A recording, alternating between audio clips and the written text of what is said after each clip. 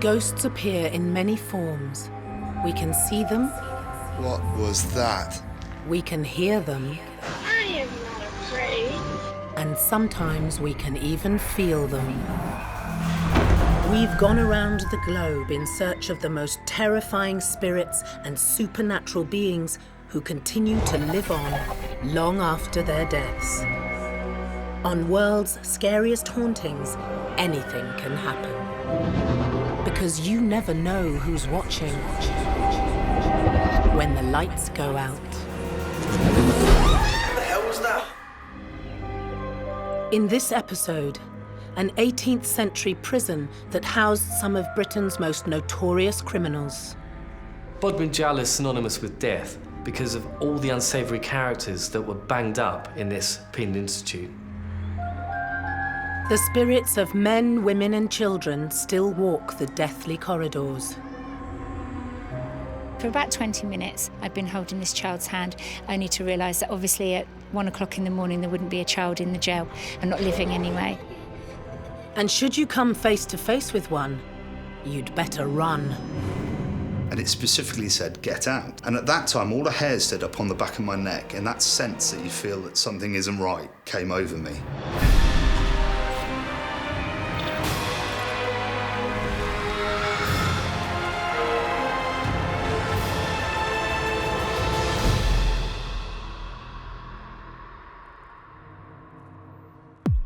Bodmin Jail in Cornwall is an intimidating structure which overlooks the small town that shares its name. Built in 1779, the prison has housed many notorious criminals, some of whom were put to death right here in the ground.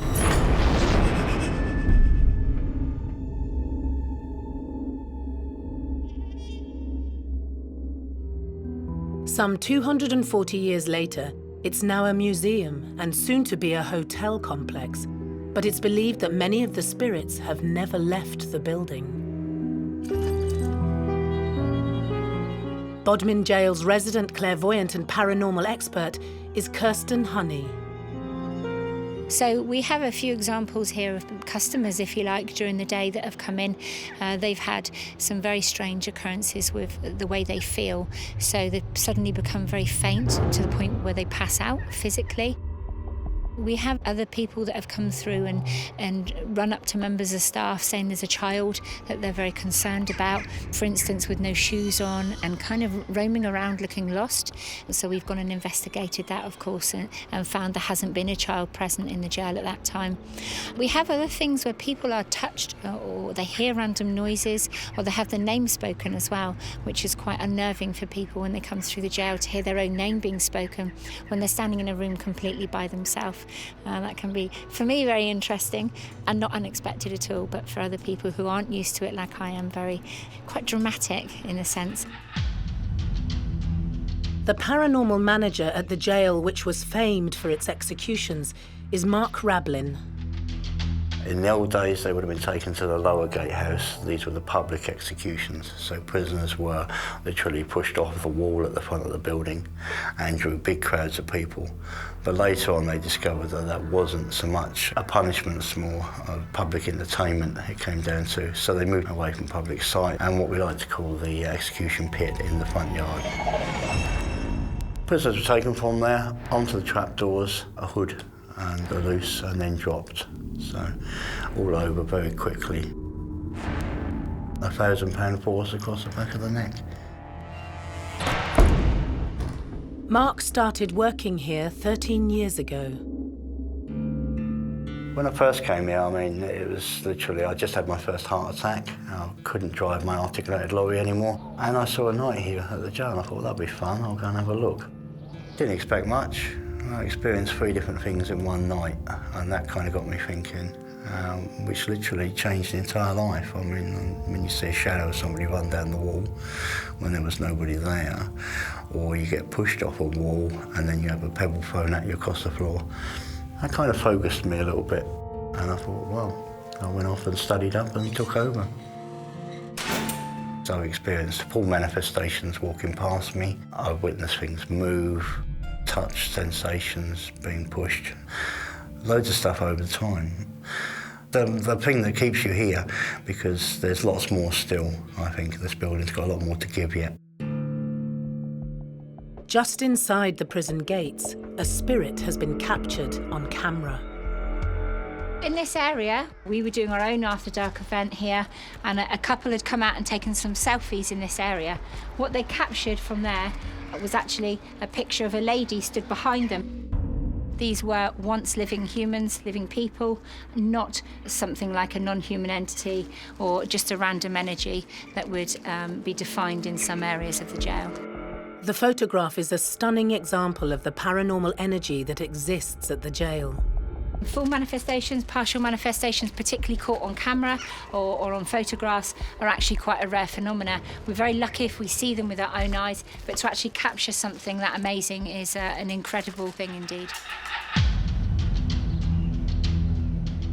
A full-bodied manifestation of any figure or any entity is rare. You'll often see the person transparently or as clearly as you and I. They can be solid figures, they can also communicate and look at you and interact with you. And they're also deemed as intelligent spirits or intelligent hauntings.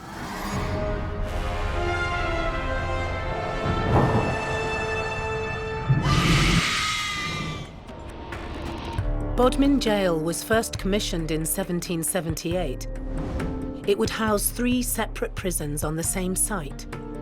One for minor offenders, a debtor's prison, and one for serious criminals. This building was originally constructed in 1779 and was a very modern building in its time. It was built under the John Howard Prison Reform Act. So we went from the old-fashioned dungeon cells into the more modern type of building that you see today, with 1 person per cell and a lighting and a heating system. For the time, the prisons were a very modern development and actually one of the first prisons built that were considerate of the prisoners in a way. So they were quite airy. There would be 1 prisoner to a cell. There were programs that enabled prisoners to work and even make money. So comparatively, they were quite well kept. It stayed operational right through until 1932, when it was decommissioned and sold at auction. During its 153-year history, many different prisoners spent time within the jail's imposing walls. We have cattle rustlers, we have potato stealers, right through to murderers. Back in those days, anything connected to the food chain would have been a harsher sentence. So livestock and anything like that could have got you executed back in the day.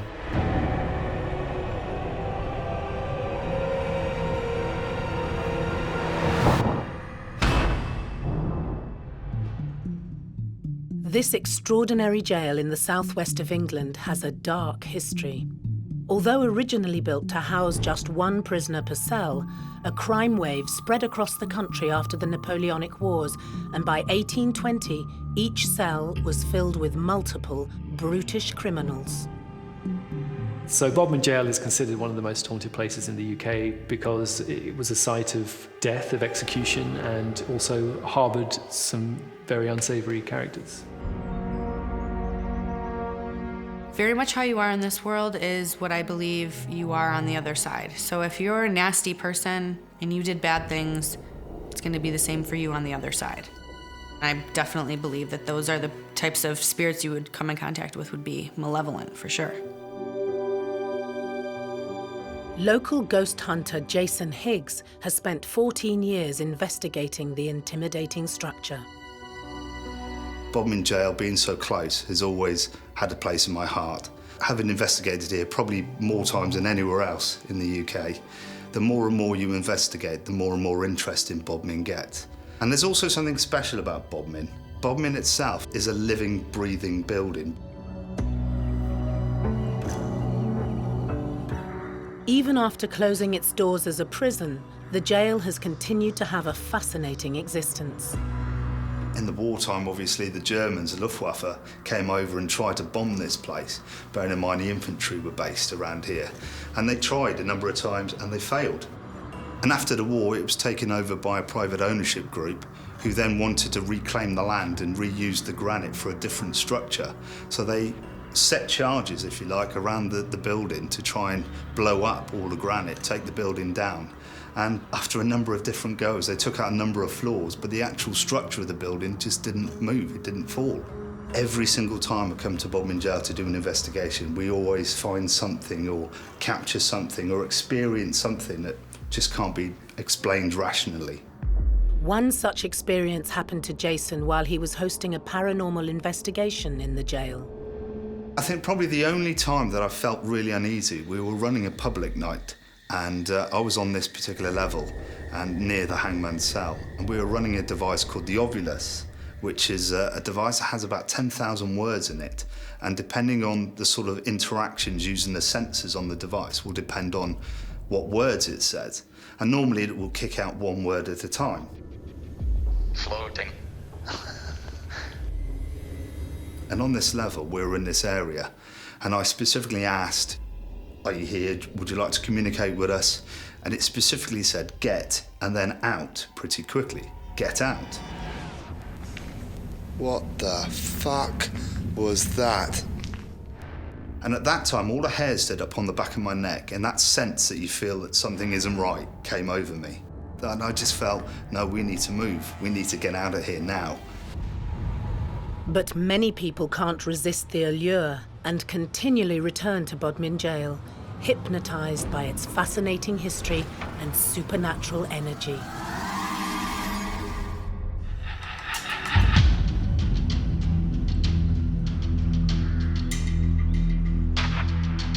Between 1779 and 1932, Bodmin Jail housed thousands of criminals in its dark and oppressive cells. But not all the prisoners were adults. Many children served time here for petty crimes.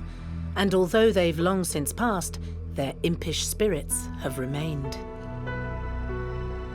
I've been here nearly 3 years, and I have had many, many experiences. Some of the more profound ones for me are one being a child. I was stood in what we used to call the long room at the time, and I was listening to Mark doing his energy workshop. And it wasn't until the torches came on and light resumed, as it were, that I actually realised I'd been holding onto a little girl's hand. So for about 20 minutes, I'd been holding this child's hand, only to realise that obviously at 1 o'clock in the morning there wouldn't be a child in the jail present, not living anyway. Paranormal investigator Sally Mason has hosted many ghost hunts at the jail.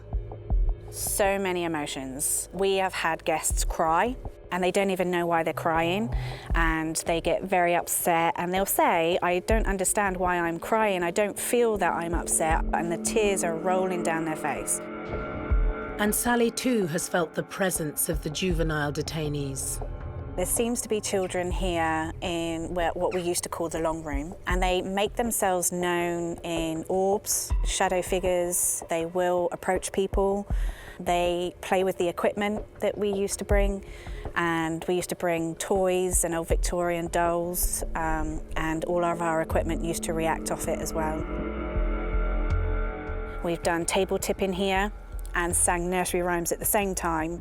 When you ask them to do something like turn a torch on or off, they tend to do it on command. And you know it's the children because you can hear sometimes laughing. But these playful young spirits may not be as innocent as they seem. Not all children are children.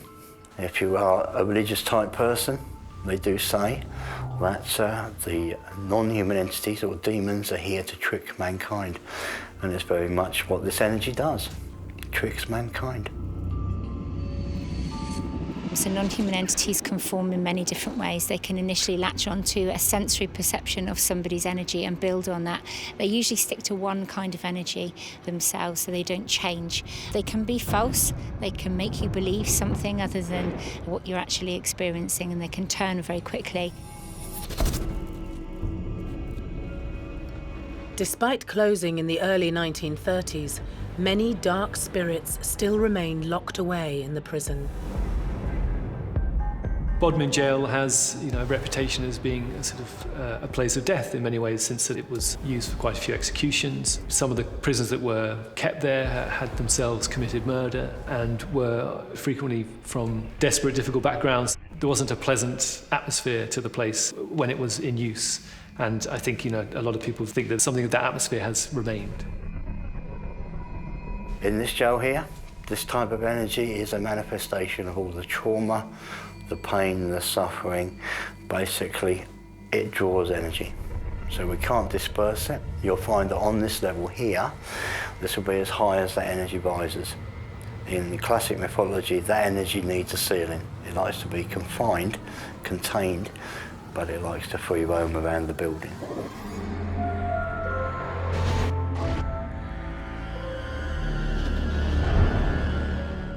It's no surprise that some of the spirits trapped inside Bodmin jail are known to be malevolent.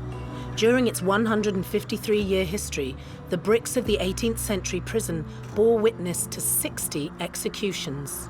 Record attendance here at Bodmin was between 20 and 25,000 people turned up on a single day to watch the double execution of the Lightfoot brothers, William and James. They'd murdered a local merchant called Mr. Norway, who was very popular in the town, and it drew a big crowd, that one. It was a double execution as well, so more spectacular than just one person. The last hanging in Britain took place in 1964, and capital punishment remained an option for anyone committing treason, right up until 1998, when it was finally abolished. But back in the 1700s, you didn't have to commit a particularly heinous crime to end up at the gallows. I believe there's something like 120 different crimes that would have got you initially executed. Everything from stealing a headscarf, vagrancy, any kind of theft of shop properties, and depending on the judge as well. Some of our judges were definitely the execution types. If you stood before them and he didn't like the look of you, that was it. You were history. One of Bodmin Jail's most famous inmates was William Bartlett, who was found guilty of murder and sentenced to death on November the 13th, 1882. William Bartlett was executed here for the murder of a child. He was a quarry manager and basically had a child out of wedlock. He said he'd look after the child, but in reality, he strangled the child and dropped her down a mine shaft and was later caught. And he came here and he was executed off the side balcony scaffold. 135 years to the day after Bartlett's execution, November the 13th, 2017, paranormal investigator Tony Ferguson was down in the basement of the jail when suddenly the lights went out. Straight away we're thinking, is it an electric fault? Waiting there for about 2 or 3 minutes just for the lights to come back on. We're looking upstairs just thinking, how comes all the rest of the lights are on? And you get this eerie feeling of someone watching you. So we went upstairs to go and speak to staff. Basically, they said to them that the lights have gone out, and they just sort of looked at us in shock, said, no, the lights are fine. I was like, well, no, the bottom cells, the lights just went out for about 2 or 3 minutes. Is there like an electric fault or something? They sort of looked in shock and got Kirsten to come out and speak to us. She was quite shocked. She said that if those lights would have gone out, the other lights would have gone out. So we've gone back down there, so we know that there's something down there trying to communicate. So I put the camera down just to see if anything was following us. And obviously it just thought, well, they're not filming now, and just walked past quickly. Tony's incredible video of the moving figure is a rare and fascinating capture. It's almost like they don't want to be seen, but you've got to manipulate them kind of thing and play tricks on them rather than do it to you. The video clearly displays an apparition moving across the screen there in the basement of Bodmin Jail. It is a dark silhouette type figure, but it has some form of light anomaly around the head part of the apparition. Could the ghostly manifestation be William Bartlett walking to the gallows exactly 135 years before? Tony's footage was very interesting on the day because it was open to the public. They were down here and he placed his camera statically just off to my right. And then down here, literally on the video footage, you see what looks like a gentleman walk from right to left across the shot. We checked our video footage and we checked the people that were in the building, and we can confirm that there was no extra members of the public down here. So on the day, that was a brilliant capture, if you like, when they weren't really trying. You can try as hard as you like to record paranormal stuff, and they'll do stuff when you least expect them. And it was on the anniversary of the execution of William Bartlett. The timings were perfect. We're not saying it was William Bartlett, but potentially it could have been him, it could have been a priest, it could have been a member of staff, but they were certainly down here heading in the right direction, and a full manifestation. Some experts believe that apparitions like the one Tony captured are echoes of the past. Residual hauntings are consumed by the fabric of the building, so they're actually a replay. So what you're actually seeing is a video of years gone by, which has just been generated by the building and the stones and everything surrounding that. It doesn't really frighten me, to be fair, because I've obviously seen so much stuff in the past, and you go into investigations, I go level-headed. But I think for the average person it would be frightening, because if they were there and suddenly the light's gone out and you're seeing things, it makes you question yourself, really. The ghostly apparition was the high point of an exciting day at Bodmin for Tony. So whatever was there that day, or whatever I did, must have stirred something up, because it wasn't one ghost there, there was quite a lot of playing tricks there.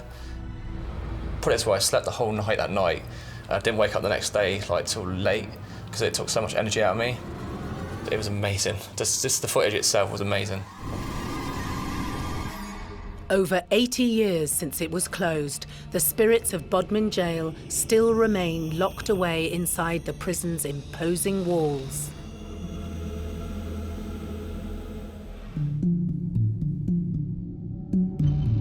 Built in 1779, Bodmin Jail in the county of Cornwall used to house thousands of dangerous criminals during its 153-year history. Even though the last of its inmates are long gone, many of their spirits still linger inside the dark cells of the prison. I think the reason that so many ghosts are still haunting Bodmin Jail is because they've never moved on. Their souls are trapped there. It is a place of power and energy, and all the misery and the executions that took place were kind of compounded to make it a honeypot of paranormal phenomena. Even skeptics have been converted by the activity in the 18th century jail. What you would say sometimes, when you've got your belief system and there's nothing there, and suddenly you experience something out of that comfort zone, it will change people's lives. And that's what we do. We do our best to explain how it all works and what they're experiencing, and sometimes why. People get emotional sometimes, they build it all up. You can stress yourself up to the point where some people won't even come in the building. I've been to Bodmin Jail several times. Over the last decade, I've visited there probably more than 3 or 4 times. The location itself is atmospheric. It's very dark, it's very sinister, and it's the only place that I go to where I feel physically sick. It affects me on a physical basis. The minute I get out of my vehicle and I step onto that land, it's almost like the energy itself kind of affects me. It makes me feel nauseous, I get dizzy.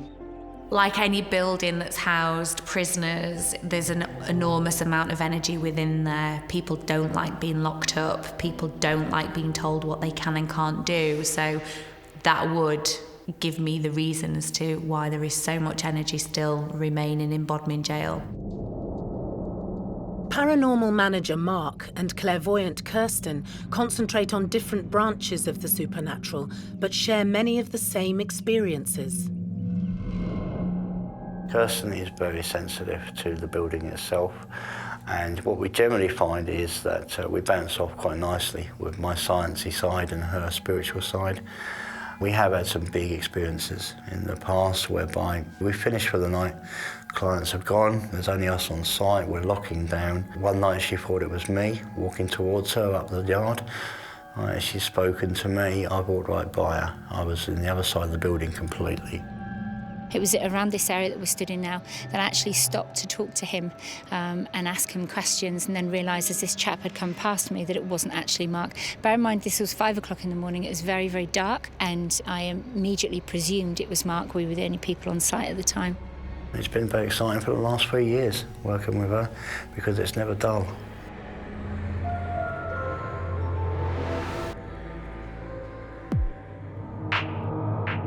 Local ghost hunter Jason Higgs was filming in the jail's naval wing when he captured an unexplainable paranormal experience that shook him to the core.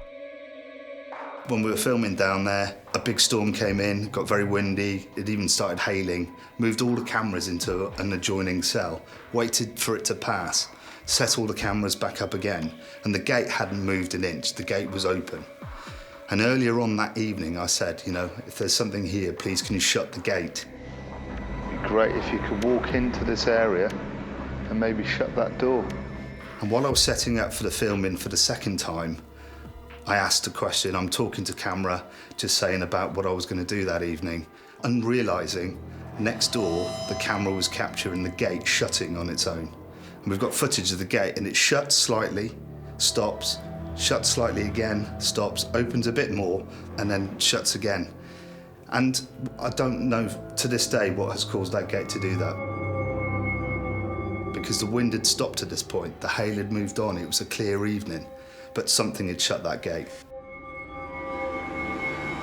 Some spirits are able to harness a great amount of energy, so they can touch you, they can throw things, they can move things. I would call a higher energy a spirit more than a poltergeist. That's how I would describe it. So you're dealing with high energy, walking into a room and you feel a sensation or an emotion comes over you. Temperature has dropped massively. That's being around a spirit that has high energy. The physics-defying gate left Jason and many others wary of the unexplainable activity inside Bodmin jail. There's a feeling of uneasiness, and I get it every single time I come here, so it's not as if it's a one-off. And when you speak to a lot of other people and they feel the same emotions, if you like, in the same places as you have, that just helps to collaborate, you know, scientifically especially, but as well as on a personal level, what may be going on in the jail. Paranormal expert and medium Joe Lockwood has also experienced the power that resides within the walls of the jail. I actually went there with my family, and walking around, I was quickly made aware that there was a presence of a man. Now, the only way that I can describe this is that he was watching and following everywhere we went. And my little girl actually turned around and said, "Mummy, I can see a man." And I said, "What do you mean?" She said, "There's a man just at the side of us." I already knew he was there, but I didn't want to scare the children. And she said to me, "He keeps on following us." And sure enough, he was following us. The only way I can describe him is his presence is quite authoritarian, if I can say that. He is quite oppressive, you know, the feelings of being watched quite sternly, you know, as if it's a watchful eye on you. I think that's the only way to describe him.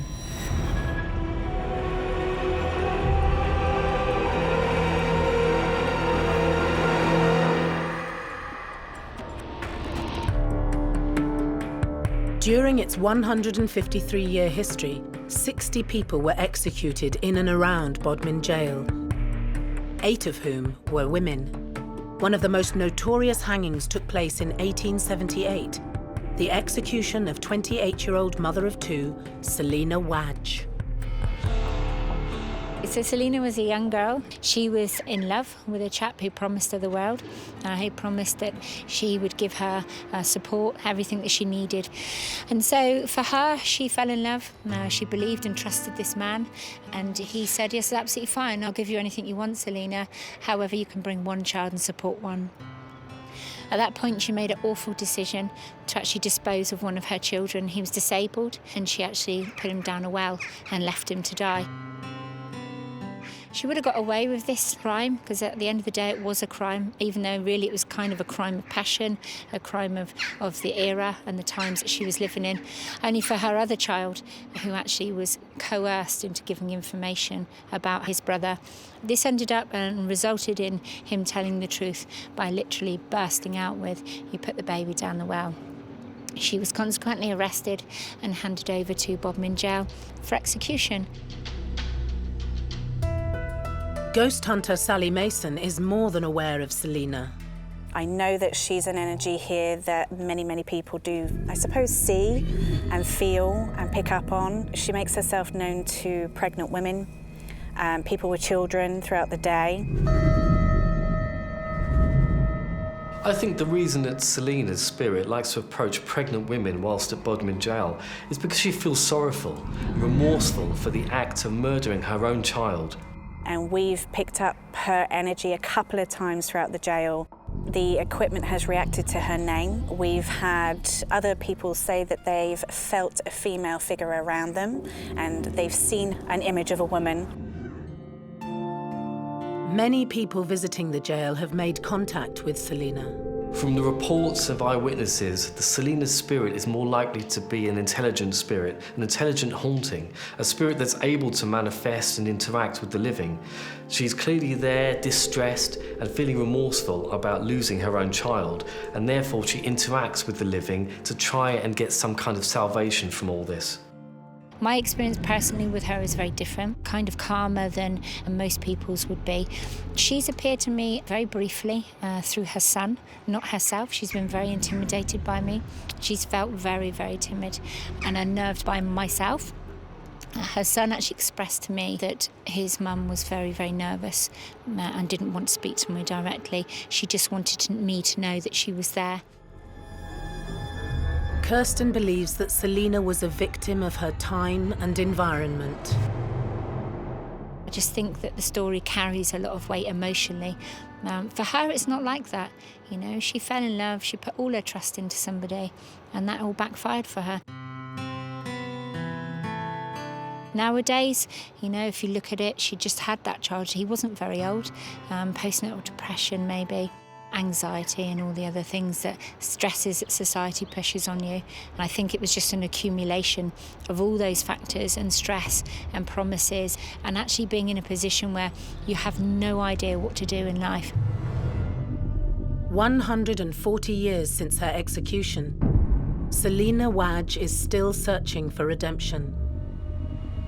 But many of the spirits at Bodmin jail are unforgiving and will use their full force to express themselves.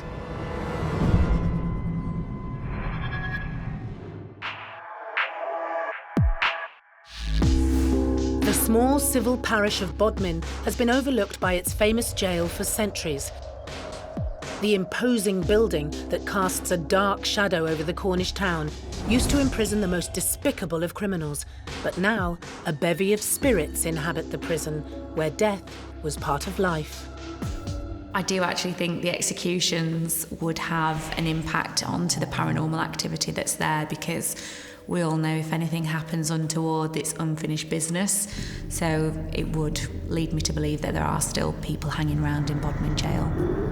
During one of my many investigations at Bodmin jail, we experienced so many different phenomena, from auditory phenomena in terms of EVPs, electronic voice phenomena. We captured what sounded like ghost voices whispering and talking deep within the penal institute.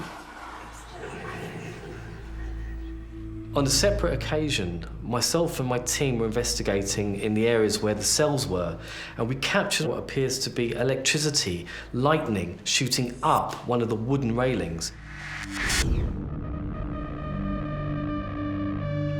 And this is a common phenomenon that's been experienced by many different people that have visited this location, and electrical energy seems to be quite prevalent at this location. Paranormal investigator Sally Mason has experienced this energy firsthand.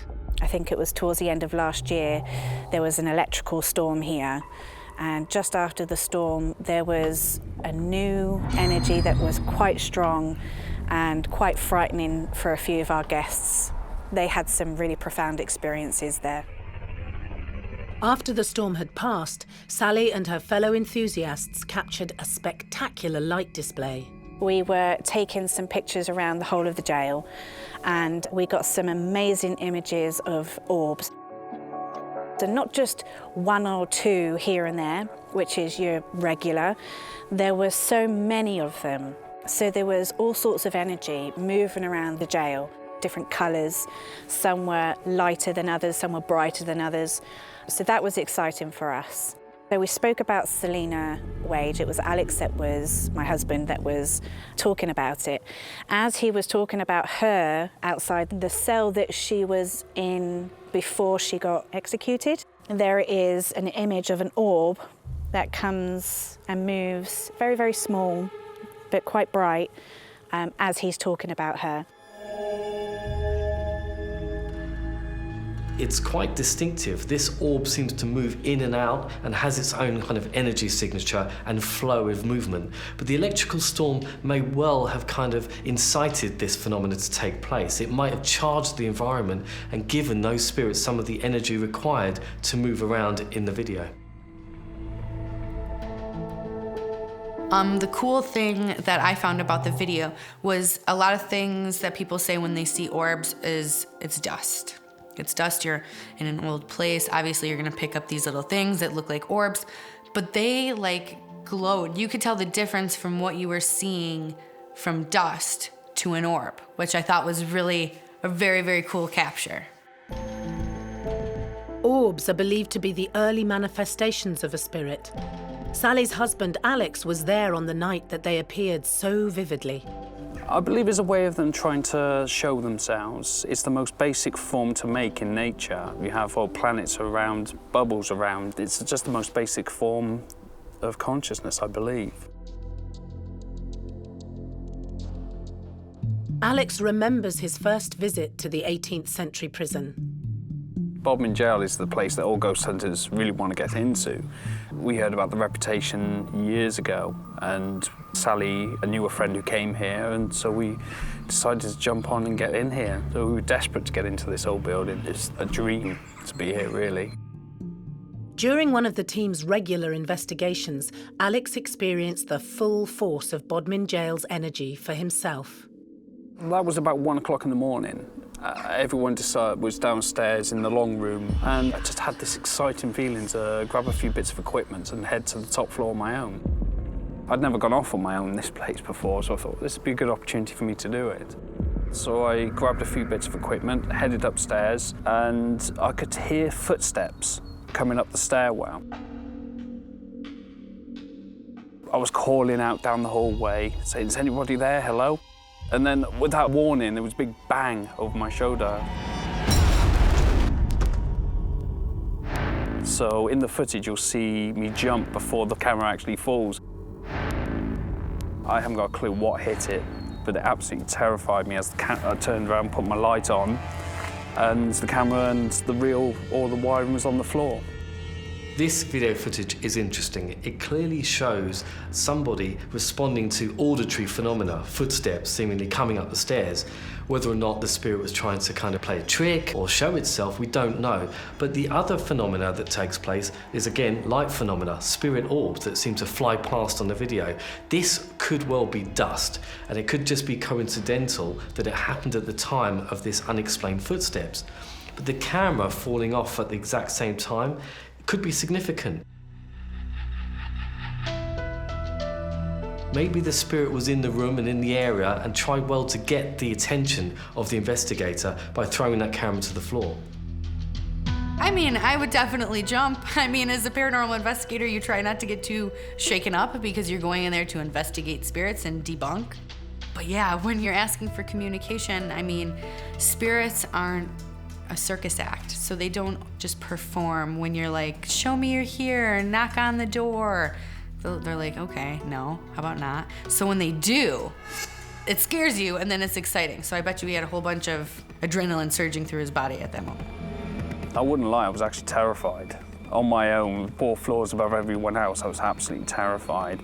The first thing I did was to straighten up the camera and headed straight back downstairs again.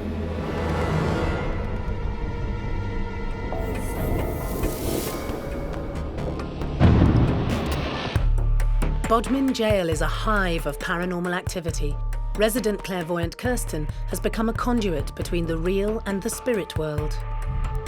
to be able to connect with somebody when they're not here any longer to tell their own version of events, their own stories, to me is very important, that the correct story for them is told, and the people that they actually were, because everyone knows the people, the prisoners here, for the crimes they committed. They didn't actually know the people they were and how they became to be in this jail and how their crime came to be in the first place.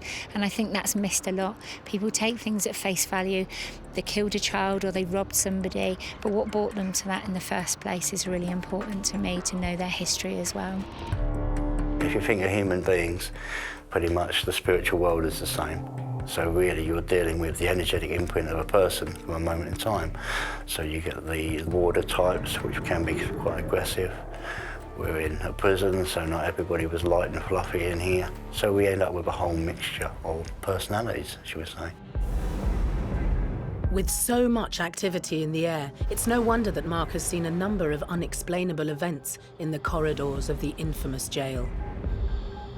So we have many reported things in the building itself. One of the most interesting would be probably the footsteps on the stairs. Electronic voice phenomena will pick up these, and you often hear people, footsteps running about. We get lots of movement, lots of people being shoved, pushed, moved around as they stand still even in the building itself. But this level down here, technically we're under the middle of the building itself, and probably the most exciting bit for me is this is where I saw my first ever full manifestation in the building. It was a night that Mark would never forget.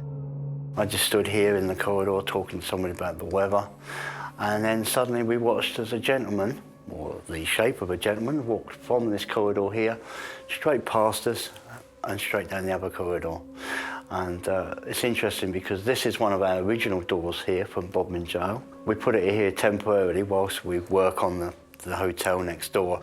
So this guy walks through, the temperature dropped, all the hairs went up as you'd expect, what we call the adrenaline system kicked in, or the flight response.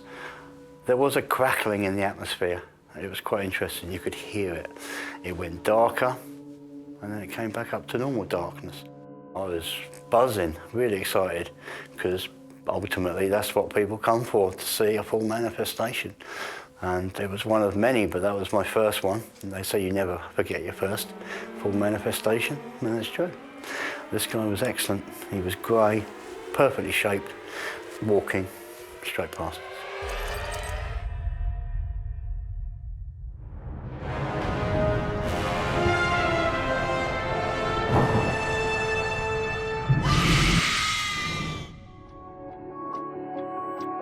Bodmin Jail is a fascinating insight into a dark part of British history.